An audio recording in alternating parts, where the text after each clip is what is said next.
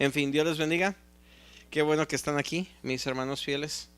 El término de cultura de honor yo sé que es un término que no se inventó necesariamente en la iglesia, pero de donde nosotros venimos, de la iglesia Bethel en Reading, nosotros teníamos uno de nuestros maestros que nos enseñó lo que es la cultura de honor. Su nombre es Danny Silk y él escribió un libro. Se los recomiendo, está muy bueno, La cultura de honor por Danny Silk. Y sí lo tienen en español. Entonces vamos a ir a la escritura porque todo lo quiero sostener con la palabra de Dios. Entonces vamos a ir a 2 Corintios capítulo 3, verso 12 y vamos a empezar desde ahí. 2 Corintios 3, 12. Fíjense que mientras que estamos buscando esta escritura es bien interesante porque muchos de nosotros venimos de una carrera muy larga en la palabra de Dios y venimos de una carrera muy larga en la iglesia.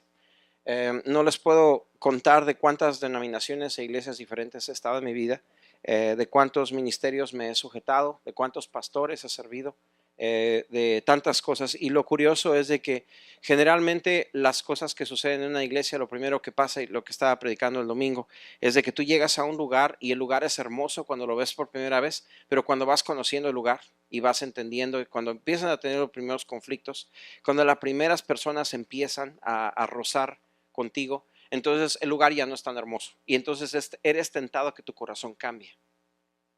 Pero en realidad no debería de haber un ambiente tóxico en nuestras iglesias. Hay iglesias donde le tienen terror al pastor.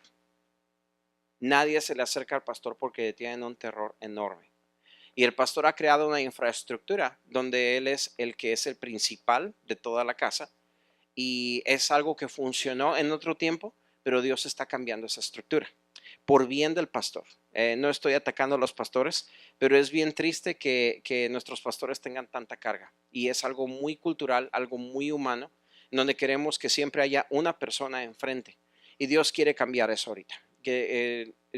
Nosotros estamos tratando de implementar lo que son los dones en la iglesia, que no es solamente el pastor el que corre el show, sino que son todos los dones los que están ayudando. Es más fácil cuando un equipo corre un lugar a cuando es solamente una persona. Como por ejemplo en la casa. En la casa yo soy el líder del hogar. No hay preguntas al respecto. Pero a mí me conviene y me es bien fácil. Se me hace la carga más sencilla cuando yo tengo a alguien igual a mí en la casa que me está ayudando en otras cosas. No alguien menor que mí o alguien que yo quiera aplastar dentro de mi casa, pero alguien a igual que yo para que me ayude a correr la casa. Entonces en la iglesia es más fácil cuando yo soy pastor y yo tengo un equipo de pastores que me están ayudando a hacer lo que hay que hacer en la casa. ¿Sí? Y todos podemos ser pastores. Es simplemente de tener un equipo de gente, un equipo de pastores que podemos, tenemos un pastor para evangelismo, tenemos otro pastor que está dedicado para la alabanza, tenemos otro pastor que está dedicado para enseñanza, otro pastor que está dedicado para, etcétera, etcétera. Entonces nos vamos ayudando entre todos, aunque realmente el contexto que estamos enseñando aquí es en Efesios capítulo 4, que habla de los dones que Jesucristo dio a la iglesia para que pueda crecer. Vamos a la palabra, 2 Corintios capítulo 3, dice así en el verso 12. Teniendo por tanto tal esperanza, hablamos con mucha franqueza. Y no somos como Moisés, que ponía un velo sobre su rostro para que los hijos de Israel no fijaran su vista a fin de que aquello que había, su vista en fin de aquello que había de desvanecerse. Pero el entendimiento de ellos se endureció, porque hasta el día de hoy en la lectura del antiguo pacto el mismo velo permanece sin alzarse, pues solo en Cristo es quitado. Entonces está prácticamente hablando un contraste en el Antiguo Testamento y el Nuevo Testamento, que solamente en Cristo el velo es quitado y la gente puede entender. Hay gente que está atascada en tradiciones del Antiguo Testamento y solo en Cristo lo pueden quitar. Los judíos ahí están. Solamente pueden ver el Antiguo Testamento, no pueden reconocer a Jesús, pero cuando reconocen a Jesús el velo les es quitado y pueden ver todo lo global de lo que Dios quiso hacer. Entonces dice, hasta el día de hoy, verso 15, cada vez que se lee a Moisés, hablando de la Biblia, el Torah, lo que ellos tenían, cada vez que leen las escrituras de Moisés, un velo está puesto sobre sus corazones. Pero cuando alguien se vuelve al Señor, el velo es quitado. Lo dice por segunda vez.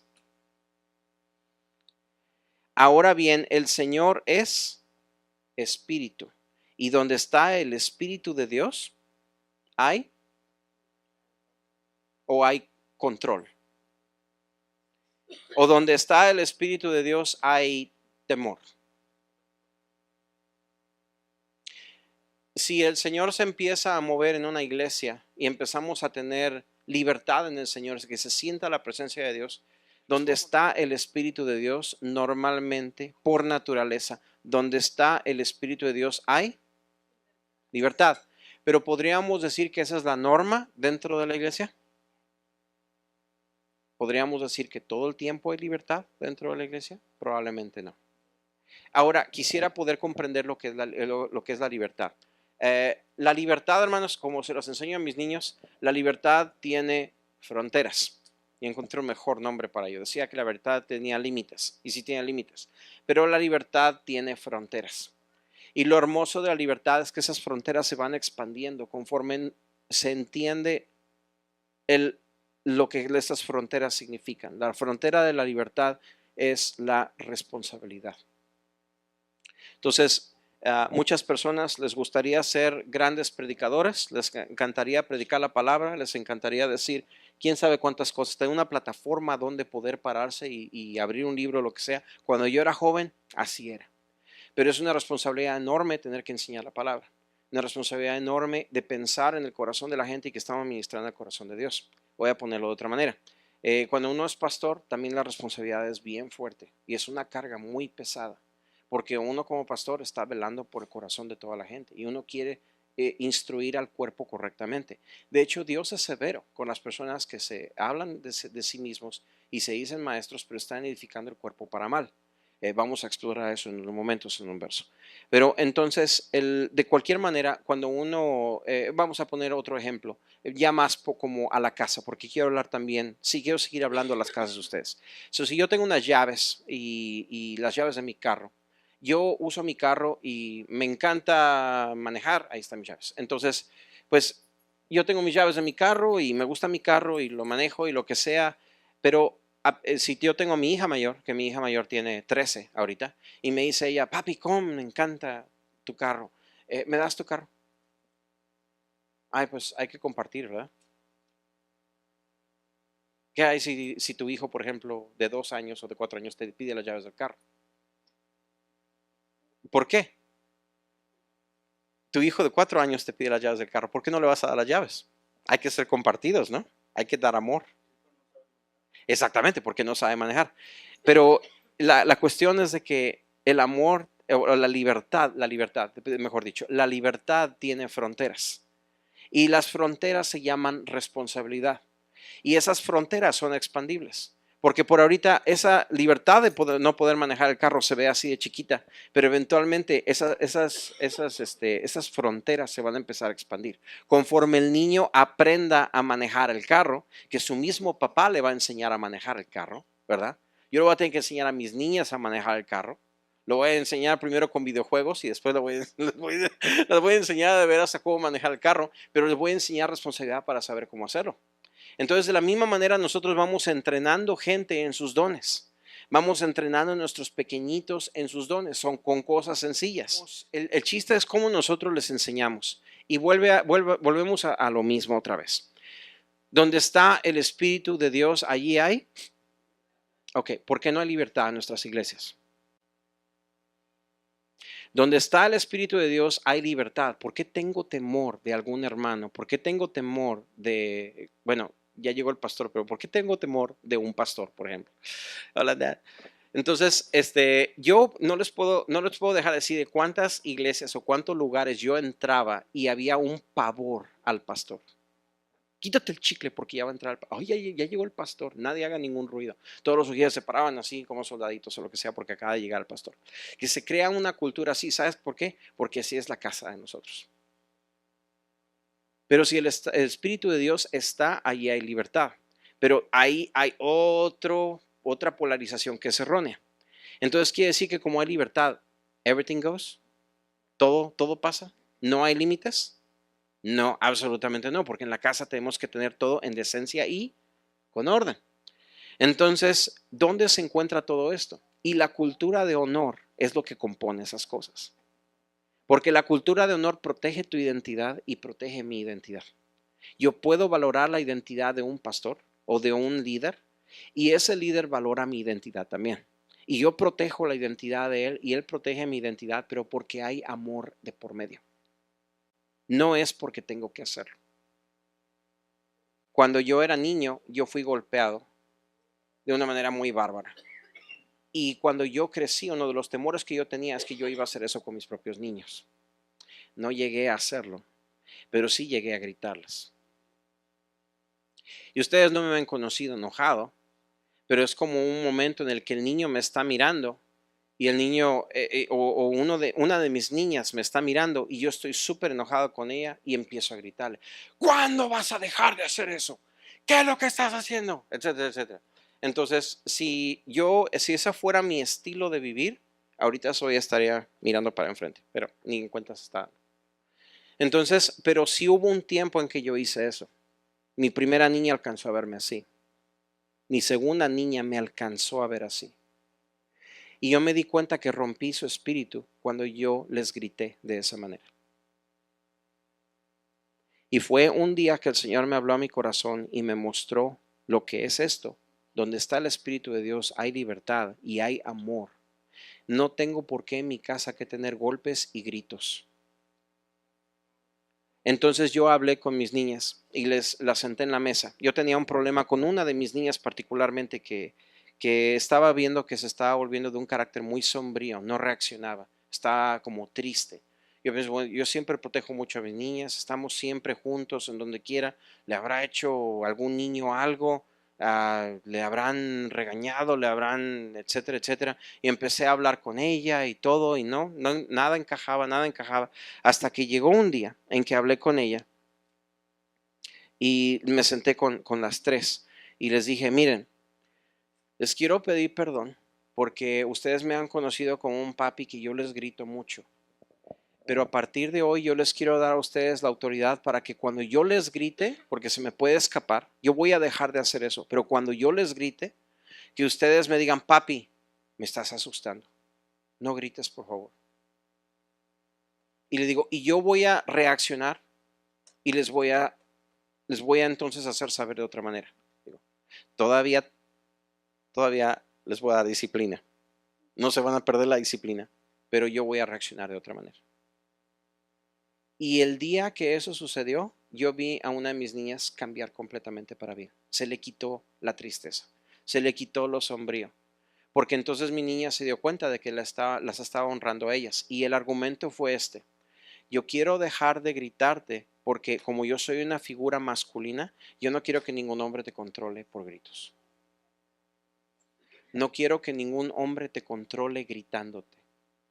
Porque si yo las entreno a ellas, a que ellas se congelen cuando yo les grite, entonces ellas van a buscar a alguien así. O pueden ser víctimas de alguien que les grite. Entonces, con eso dicho, donde está el Espíritu de Dios hay. Entonces, ¿qué pasa si yo remuevo el control y yo remuevo el temor de una iglesia? ¿Qué pasa si yo remuevo el control y el temor de una casa, de cómo yo gobierno a mis hijos? Entonces, ¿cómo los disciplina? Entonces, ¿cómo vamos a estar juntos? Porque ya no hay un control para que todo mundo honre a los líderes. Como por ejemplo, mi esposo y yo estábamos mirando una prédica el día de ayer de la iglesia Betel, de donde nosotros venimos, y estaba predicando el que escribió el libro, y estaba diciendo, cuando la cultura de honor funcionó tan bien aquí en la iglesia, y se hubieron muchos pastores que cuando vieron la cultura es que como que entraron a Disneylandia, entraron a algo completamente diferente, nunca habían visto una cultura así. Entonces ellos dicen, ¿cómo me encantaría que vinieran y trajeran eso y lo trajeran a mi iglesia para que enseñen a mi gente cómo la cultura de honor es, cómo la gente puede honrar más a su pastor? Y cuando ellos enviaban al grupo y le empezaban a predicar y empezaban a mostrar o a enseñar que no se trata de honrar al pastor, se trata de que todos se honren mutuamente, que el pastor los honre también a ellos y ellos honren al pastor y honren entre los líderes. Entonces los pastores iban y se arrepentían ante la congregación, porque se daban cuenta de la cultura de honor nos abarca a todos.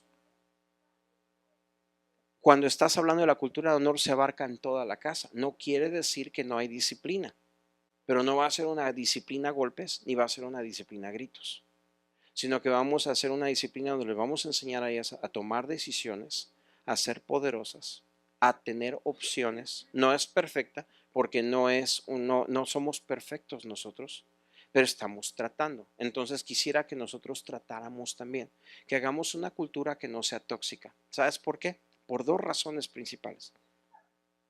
Yo siento, y esto es más una situación como de mi opinión, que la cultura de honor es una cosa tan esencial en la iglesia porque hemos estado nosotros en iglesias donde tenemos pastorados hermosos o tenemos ministerios hermosos de enseñanza o ministerios hermosos en la iglesia misma, pero tienen una puerta trasera enorme.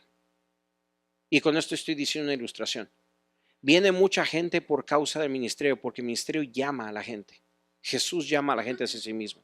Pero la puerta trasera es enorme. Esta gente entra y se va, no se queda. Y nosotros queremos ser una iglesia que la gente se vaya, pero que se vaya porque van cargados con propósito, van cargados con ministerio, porque la casa los lanza, los envía, no porque se van tristes o porque se van porque alguien fue tóxico con ellos o porque le tienen miedo a un hermano o porque le tienen miedo a un líder. Nada de esto. No puede ser así, porque donde está el Espíritu de Dios, ahí hay libertad. Entonces, More tiene que ser una casa de libertad. Tiene que ser un lugar donde cuando la gente entre aquí, sientan tu amor y que todos los que estamos aquí venzamos la tentación de controlar a alguien como lo hacíamos a la antigua. Está diciendo mi papá que no es tanto el volumen de la voz, pero es la intención con la que uno dice las palabras.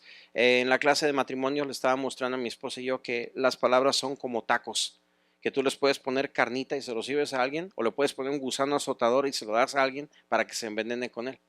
Entonces, he conocido gente que es dócil para poder hablar, bien elocuente para poder hablar, pero tienen tanto veneno en sus palabras.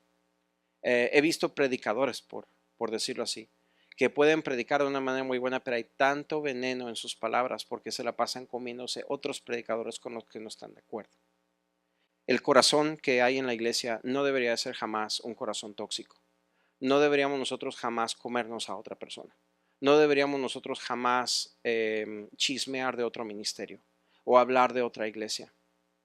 Porque delante del mundo, todas las iglesias que tienen una cruz en su parroquia o en su iglesia, para el mundo no entienden entre cristiano y católico, para ellos todos son cristianos.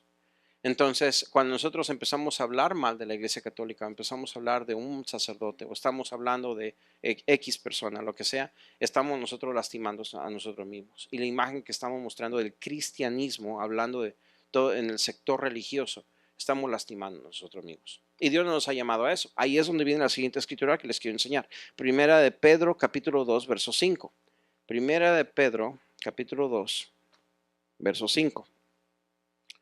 Y el contexto en esta escritura está hablando acerca de los maestros y está hablando de cómo nosotros como maestros estamos levantando al cuerpo. Estamos nosotros edificando el cuerpo.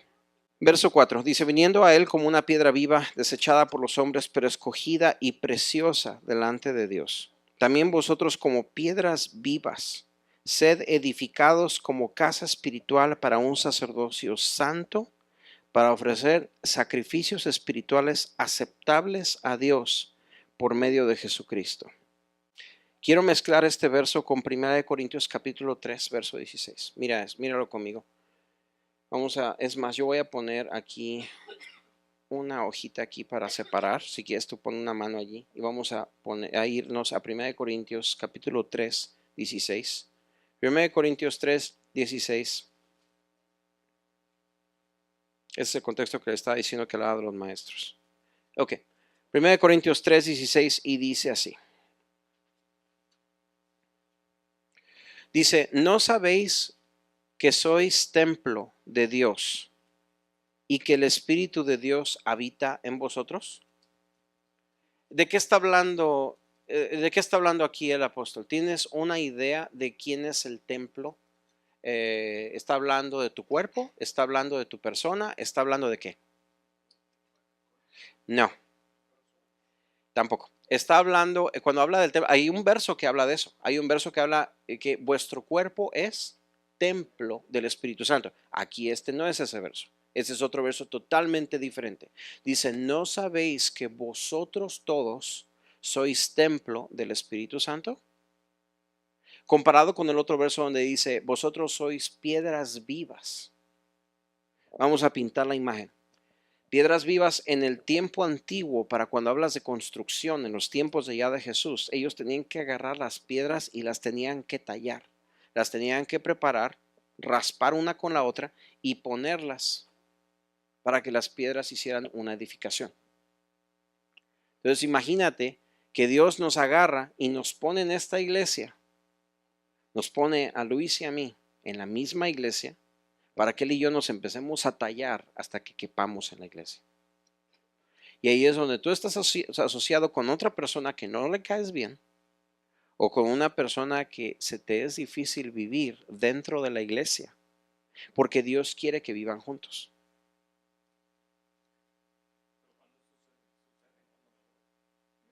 Exactamente. Hay un hueco y eso era lo que yo iba. A eso era lo que yo iba. Allá en Reading había una parte, bueno, Reading es una ciudad así como Killeen, por decirlo. Hay mucho campo ahí alrededor y es una ciudad que tiene muchas partes que son desérticas. Es la ciudad o es el campo de la víbora de cascabel también. Entonces, lo curioso es de que hay muchos lugares en Reading, particularmente había uno que se llamaba Turtle Bay Exploration Park, era un museo, que tenía en la parte de afuera un garden, tenían un jardín donde tenían muchas florecitas de diferentes tipos. En el museo lo habían hecho así, muy, muy bonito. Pero había una sección donde habían muchas piedras. Y como no son piedras talladas y piedras que están para una edificación, son solo de adorno ahí alrededor. Son unas piedras bien grandotas, pero hay unos huecotes así de este tamaño. Y adivina quién vive ahí adentro. Exactamente. Entonces, si en la iglesia nosotros tenemos piedras y hay un hueco, adivina quién está ahí adentro. Si agarraron la onda. Entonces, por eso es que nosotros estamos como piedras vivas y nos tenemos que tallar bien, porque cuando nosotros no tenemos congruencia, no tenemos que estar en acuerdo en todo, pero cuando nosotros no vivimos en unidad, entonces ahí hay una víbora y hay que sacarla de allí. No puede quedarse allí. Eso quiere decir que tiene que haber humildad, tiene que haber un corazón de disposición para que podamos vivir juntos. ¿Por qué? Porque lo dice aquí. Mira, dice aquí, ay Dios mío, pienso en tantos contextos, pero no quiero ponerlos tristes. Dice, ¿no sabéis que sois templo de Dios y que el Espíritu de Dios habita en vosotros? Entonces ya entendemos que el templo somos todos. Ese es el contexto del verso. Todos somos el templo del Espíritu Santo. Pero si alguno destruye el templo de Dios, Dios lo destruirá a él, porque el templo de Dios es santo y eso es lo que vosotros sois. Este verso está muy fuerte, pero te voy a mostrar el otro contexto, porque dice en donde estábamos antes, en Primera de Pedro 2, ¿se acuerdan? ¿2 qué? 2:5. Sí, 2:5. Primera de Pedro 2:5 dice, también vosotros como piedras vivas, sed edificados como casa espiritual para un sacerdocio santo, para ofrecer sacrificios espirituales aceptables a Dios por medio de Jesucristo. Mirad cuán bueno y cuán delicioso es habitar los hermanos juntos en armonía, porque es como el aceite que cae sobre la barba de Aarón y baja por sus vestiduras, es como el rocío del Hermón, etcétera, etcétera. Allí envía Dios su bendición y su vida eterna. Entonces, la razón por la cual Dios es tan celoso de su templo, y Él dice, nadie destruya a mi templo, no seas piedra de tropiezo para nadie. Mejor sería atarte algo en el cuello y tirarte por la mar que lastimes a uno de mis pequeñitos. Es porque ninguno de nosotros podemos ser culpables de división en la iglesia. No podemos ser culpables de lastimar a alguien en la iglesia o de tratar de controlar a nadie en la iglesia. No debe ser así. y Dios es celoso con ello. O sea, no estamos amenazando a nadie. Estoy poniendo un contexto fuerte aquí en la palabra de Dios, pero hay un contexto hermoso, igualmente hermoso. Y es por eso que el peso tan fuerte, porque el contexto hermoso es este. Tú no construyes una casa para que nadie habite en la casa. Si nosotros vamos a hacer una construcción de piedras vivas, alguien va a vivir en esa casa. ¿Quién va a vivir en esa casa? ¿Queremos que Dios se manifieste más fuerte aquí en esta casa? Tiene que haber una estructura que aguante. Y es por eso que yo creo que muchos avivamientos no han durado, porque no ha habido la estructura para poder sostener el avivamiento de la presencia de Dios en un lugar, porque requiere un entendimiento generacional de lo que Dios está haciendo. Requiere una unión común en el corazón y espíritu de la gente, aunque seamos diferentes, aunque tengamos versatilidad, aunque seamos de tez de color distinta, aunque celebremos diferente, aunque no estemos de acuerdo con todo, aún en cosas fuertes. Como por ejemplo, yo puedo ser una persona que yo no me gusta ir a la iglesia el domingo, a mí me gusta ir el sábado, pero yo voy el domingo por el bien común de la gente y yo estoy ahí presente en amor. A eso me refiero, que nosotros caminemos en unidad en lo que estamos de acuerdo, en lo que es bendición, en lo que el Señor nos está marcando y lo que nos está guiando como iglesia. Ahora bien, si nosotros somos piedras vivas y Dios nos va a tallar y nos va a acomodar en su lugar, es porque el Señor quiere venir a vivir aquí. Y yo estoy interesado porque el Señor venga y se manifieste en su casa, que Él esté cómodo de vivir aquí. Vamos a traer un poquito más, déjame jalarlo a tu casa particularmente. Que cuando yo entro a mi casa, yo puedo respirar un ambiente de paz y de presencia, porque mi casa honra a Cristo. Y estamos hablando de algo muy personal allí, porque ahí vives, en tu casa vives como quieres. En tu casa te la pasas en calzoncillos si tú quieres, porque estás en tu casa. Pero estoy hablando de todas las cosas que tú haces íntimas en tu casa, que todo lo que hagas lo haces para la gloria de Dios y Dios vive en tu casa. Tus niños son enseñados por la presencia de Dios. Aquí en la casa, todos nosotros estamos aquí con el propósito de disfrutar a Dios, de glorificarlo a Él, de vivir para Él. Pero, pero si yo, pero si yo quiero que el Señor viva aquí, yo tengo una responsabilidad para proteger la presencia. Eso me hace pensar en dos cosas. Yo quiero proteger la presencia de Dios en mí y quiero proteger la presencia de Dios en el conglomerado. Quiero proteger la presencia de Dios en la iglesia. Yo protejo la presencia de Dios en mí con celo. O sea, no puedo tener una medida de la presencia de Dios que yo no estoy dispuesto a defender. Pero asimismo en el templo, en la iglesia, bueno, no el templo, la iglesia viva, no en las cuatro paredes, pero en la iglesia. Nosotros como conglomerado, yo estoy dispuesto a defender la unidad del cuerpo, porque todos somos hijos de Dios, estamos bajo la cruz de Cristo, hemos aceptado a Cristo en nuestro corazón, somos hermanos de sangre y estoy dispuesto a defender esa unidad. Y de esto la cultura de honor se desarrolla, empieza a florecer. ¿Sí? ¿Han escuchado de los 10 mandamientos y han escuchado el mandamiento que dice honra a tu padre y a tu madre? ¿Sí? Okay. Vamos a hablar de la palabra honor. La palabra honor, si la ves en el diccionario, incluye las palabras promover a una persona. Cuando tú honras a una persona, tú la promueves. No dice la palabra de Dios que tú siempre mires a otra persona como más alta que tú. ¿Sí? Cuando dice de que, o una otra definición de esa palabra es la palabra elevar a alguien de estatus. Eso quiere decir que a una persona que no lo merece, tú le brindas un honor que no lo merece. Es como lo que Dios hizo con nosotros cuando nosotros no merecíamos ser salvos. Y el mayor viene y bendice al menor. Entonces viene Dios y nos honra salvándonos y trayéndonos a su familia. Y lo que nosotros hacemos con la gente inconversa o con la gente que entra por esta puerta, nosotros los honramos a ellos y los traemos a nuestra familia. Es el ejemplo que vemos en el padre de los hijos, el hijo pródigo. Que vemos que él está dispuesto a honrar a su hijo, no importa que su hijo era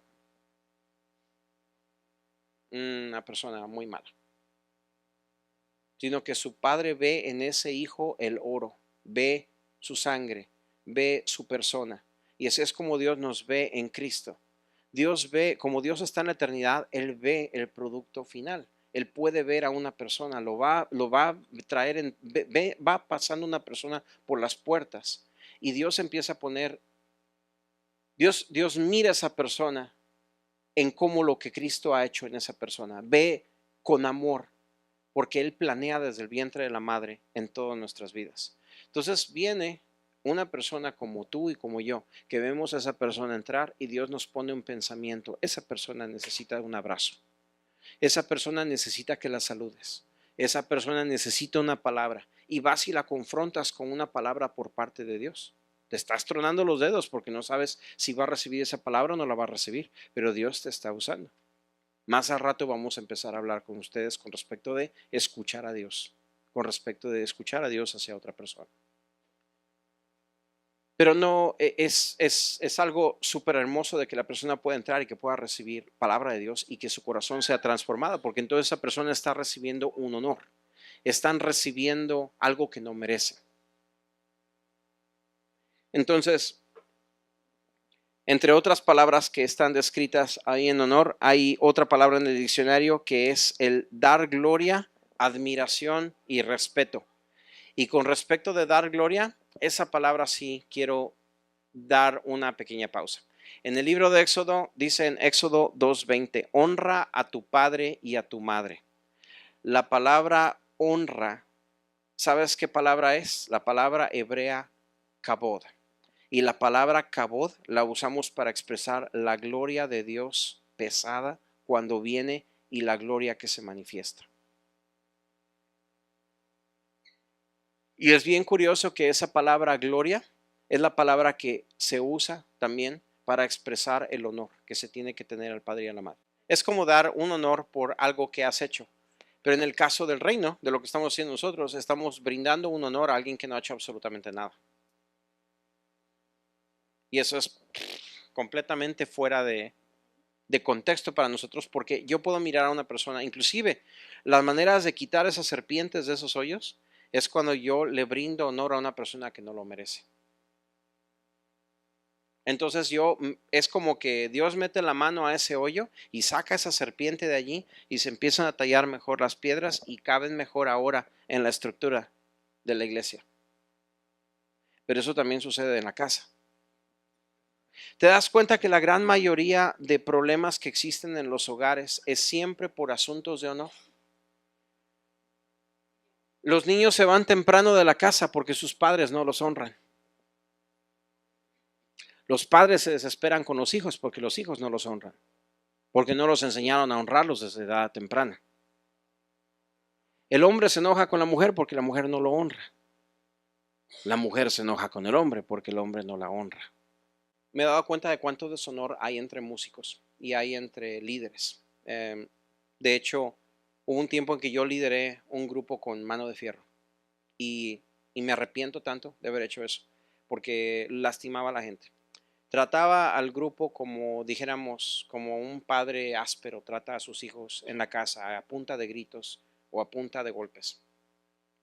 Entonces aprendí mi lección y el Señor me llamó la atención y me enseñó una manera diferente.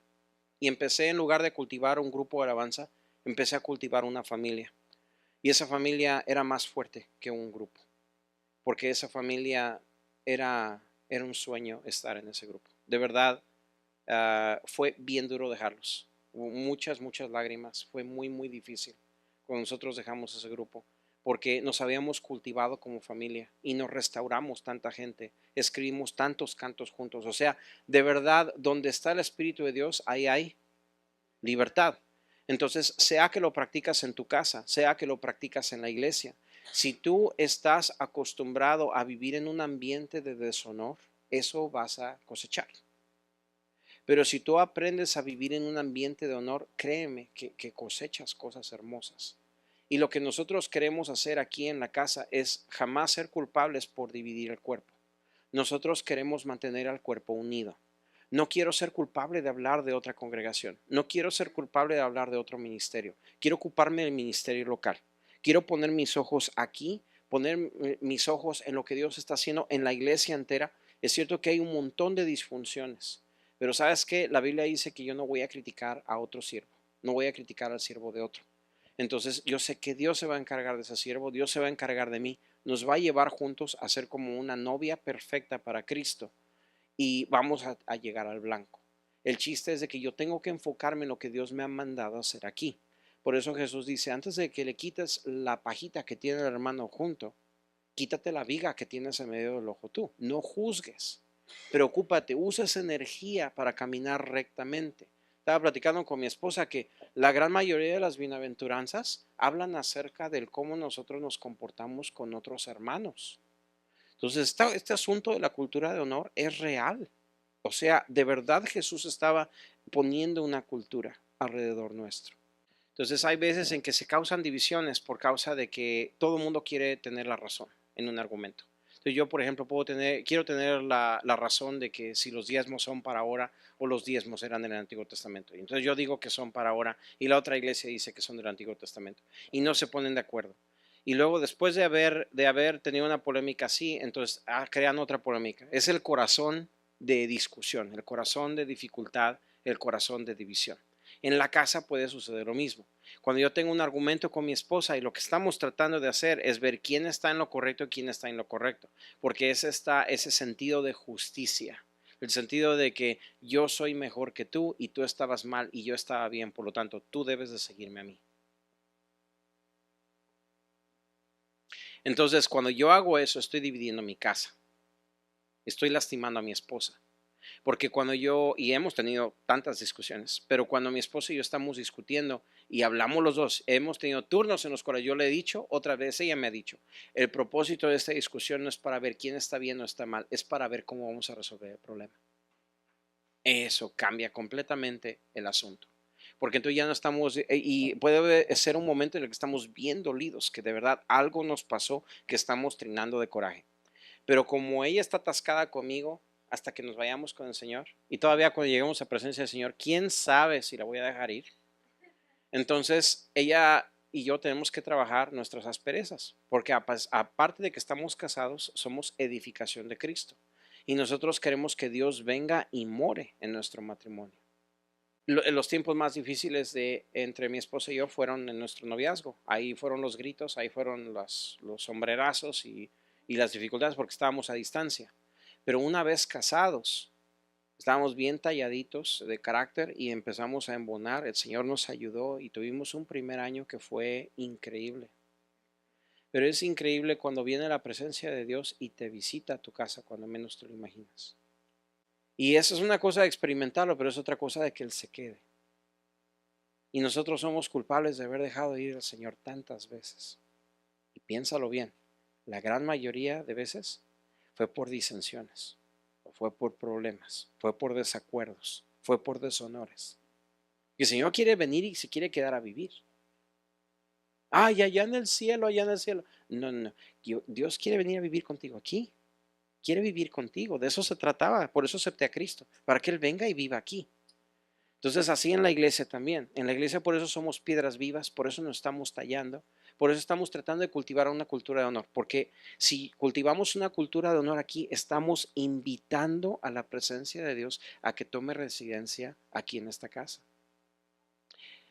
Y no se los diría si no lo hemos visto con nuestros propios ojos. Sí se puede. Pero se necesita que todos lo entremos. Sí se puede. Y empieza desde nuestra casa. Es que hago tanto énfasis en tu casa. Si yo soy una persona que soy un gritón con mis niños, si yo soy una persona que nomás con el cinturón o con la varita o con lo que sea, eso es todo lo que mis niños conocen. Y mis niños no saben reconocer mi voz cuando yo les hablo. Débora, por favor, ven, ve y haz eso. Y ella ni le importa que le dije nada. Se sigue corriendo. Esther, mira, ven por favor. Y a ella ni le importa y she shines me off y se va por allá lejos. Y solamente hasta que tengo la vara o hasta que tengo el cinturón, ellas entienden, hay algo mal conmigo. Porque mis niños no han tenido ese enlace conmigo. Y créeme que a golpes no lo van a aprender. Va a ser con amor. Fue por eso que le dije a mis niñas y les dije, yo no quiero que ningún hombre te controle a gritos. Por eso yo no te vuelvo a gritar en tu vida. Pero el daño que hice ya está hecho. Y necesito reparar eso en sus vidas todavía. Porque como buen mexicano, era bien gritón. Pero no estoy tarde. Tú no estás tarde. Tú puedes reparar tus relaciones, pero necesitas pasar el tiempo. No, brindar honor también es pasar el tiempo con alguien. ¿Sabías eso? Pasar tiempo dedicado con una persona. Para que antes de que una persona te siga, tú tienes que seguir a alguien. Te tienes que también que pasar tiempo con otras personas. Voy a cerrar con esto y aún manteniéndome en línea con lo que le estoy diciendo, pero para cerrar con broche de oro. Bueno, la palabra de Dios dice así, que el amor echa fuera el temor. Y el que tiene temor, no se ha perfeccionado el amor en él, porque tiene temor. El amor echa fuera el temor. Entonces, les voy a decir una cosa bien sencilla. En una casa, y hablando de una casa como en mi casa, en la casa de los Arroyo, en la casa More, en la casa Bautista, en la casa del planeta Tierra, o vamos a reducir otra vez, en la casa de Job Arroyo, uno de los dos van a vivir. ¿Va a vivir temor o va a vivir amor? Pero no van a vivir los dos. Y depende de mí cuál de los dos vive.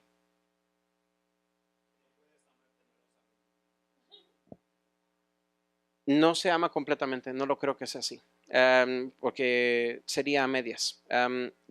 Es una cuestión donde yo puedo decir, por ejemplo, y pues gracias a Dios, mi papá no es así, pero yo puedo amar a un pastor y puedo decirle que lo amo, pero le tengo tanto temor que no tengo relación con él. Y eso para mí sería amar a medias, porque no hay esa conexión, ni hay tanta reciprocidad, como cuando una persona te mira llanamente a los ojos a tu nivel, o tú estás al nivel de él, y nos tratamos el uno al otro como que uno es más alto que el otro, con un amor sincero y una transparencia sincera. Y yo sé que eso es muy difícil para mucha gente, porque hay tanta gente que ha sido traicionada, ha habido tanta gente que los han lastimado, han habido tanta gente que han sido abusados. Tú sabes, para mí la dirección pastoral ha sido algo tan duro para mí, porque por causa de que tuve siempre la imagen paterna fue chueca para mí fue muy difícil aceptar o fue un crecimiento muy difícil tener que crecer con un pastor masculino que me diga las cosas porque me desarmaba cada rato, porque yo estaba desarmado, estaba mal dentro de mí. Mi disfunción era enorme. Pero entonces cuando el Señor te empieza a reparar y te empieza a reconstruir, empieza a ponerte otra vez todos los pedacitos donde deben de estar y te empieza a poner a Cristo y estás vestido de Cristo, entonces ya no le tienes miedo al pastor, no le tienes miedo al líder, no le tienes miedo al pasado. El Señor repara todos esos traumas y entonces puedes vivir como persona. Y no solamente eso, no es para que te pongas, ahora sí me las van a pagar, ahora les voy a enseñar quién.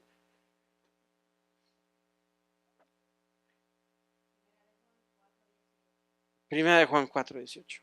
Y dice así.